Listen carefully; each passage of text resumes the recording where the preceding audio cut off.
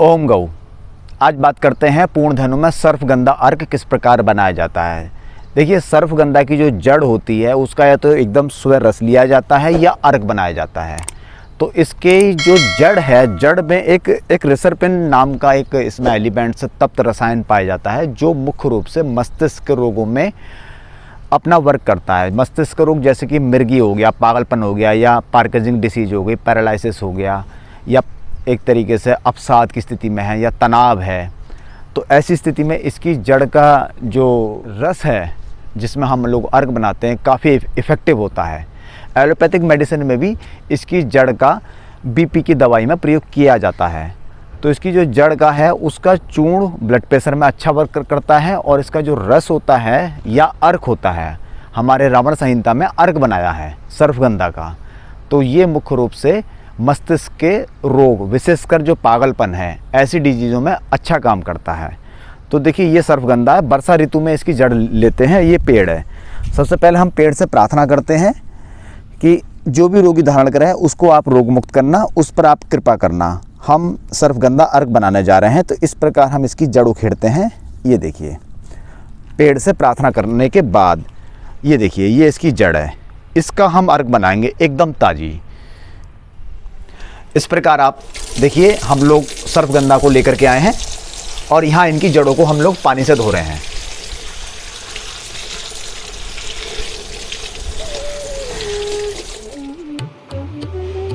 इस प्रकार हम सर्पगंधा की जड़ को, ताजी जड़ को कूटते हैं।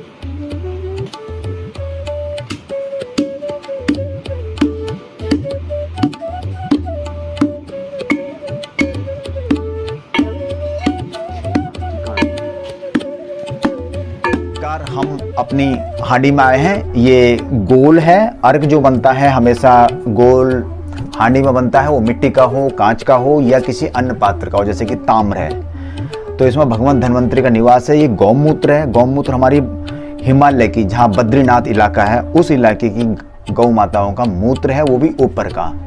अब इसमें हम सर्पगंधा डालेंगे। भगवान धन्वंतरी का आह्वान कर रहे हैं। सर्पगंधा वृक्ष उसका हम आह्वान कर रहे हैं। करते हुए 250 ग्राम सर्पगंधा की जो जड़ है वो डाल रहे हैं इसमें। 10 लीटर गौमूत्र में पहले हम लोग अमोनिया निकालते हैं।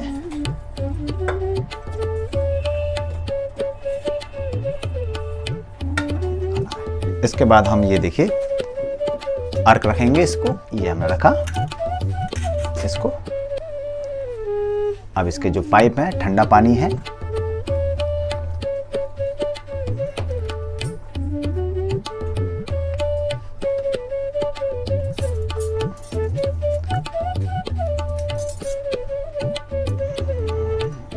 इसको बंद करेंगे क्लिप से।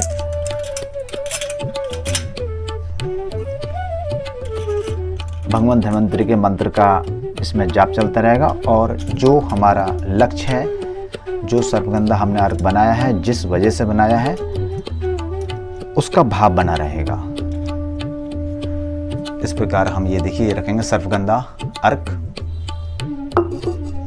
अग्निदेव का ध्यान करते हुए, आह्वान करते हुए स्विच ऑफ करेंगे, और ये 50 टेम्परेचर पे हम चलाएंगे।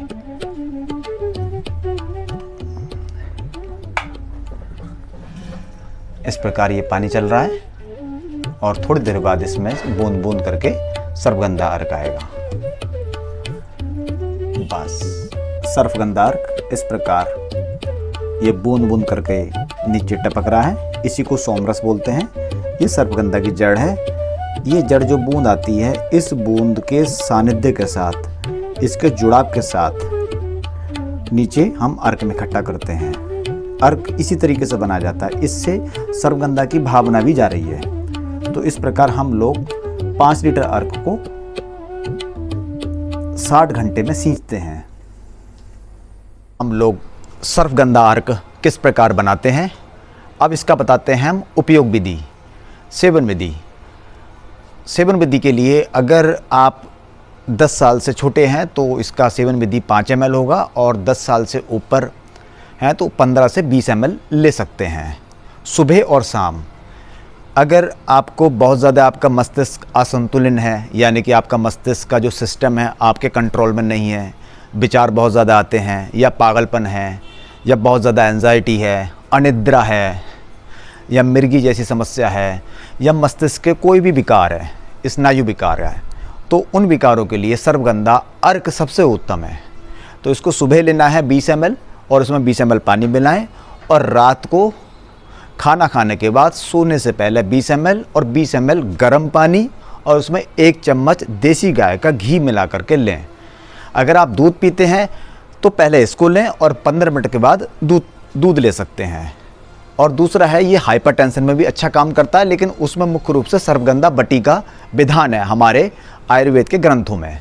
तो इस प्रकार आपने देखा कि हम सर्वगंधा अर्क किस प्रकार बनाते हैं। ताज़ी जड़ का हम एकदम रखते हैं, अर्क इसी प्रकार बनाए जाते हैं ताज़ी, या फिर इनके ताज़ी रस लिए जाते हैं। धन्यवाद।